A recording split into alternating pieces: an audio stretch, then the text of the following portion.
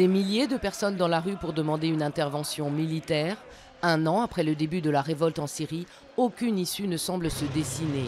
Kofi Annan, chargé de trouver une solution, a appelé le Conseil de sécurité à l'unité pour faire pression sur Bachar al-Assad. Car le gouvernement syrien reste déterminé à combattre ceux qu'il appelle des terroristes, même s'il dit vouloir coopérer pour résoudre la crise.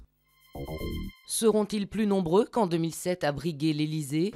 Réponse lundi à 17h30 après les ultimes vérifications. Les prétendants à la présidence de la République avaient jusqu'à 18h pour déposer leur parrainage au Conseil constitutionnel. Défilé incessant donc au Palais Royal. Jean-Luc Mélenchon, Philippe Poutou ou Daniel Vaillant pour François Hollande se sont succédés avec les précieux sésames. Vigilance renforcée pour les militaires dans la région de Toulouse. Il leur est demandé de ne pas porter l'uniforme hors des casernes. Des mesures prises après le meurtre de 2 soldats à Montauban et d'un autre parachutiste en civil à Toulouse. Aucun lien formel n'a pour l'instant été établi entre les deux affaires, mais les similitudes sont troublantes. Une affiche redoutée et Franck Ribéry de retour à Marseille. Avec le Bayern Munich, l'OM n'a pas hérité de l'adversaire le plus facile pour son quart de finale de Ligue des Champions. Du très costaud, reconnaît Didier Deschamps.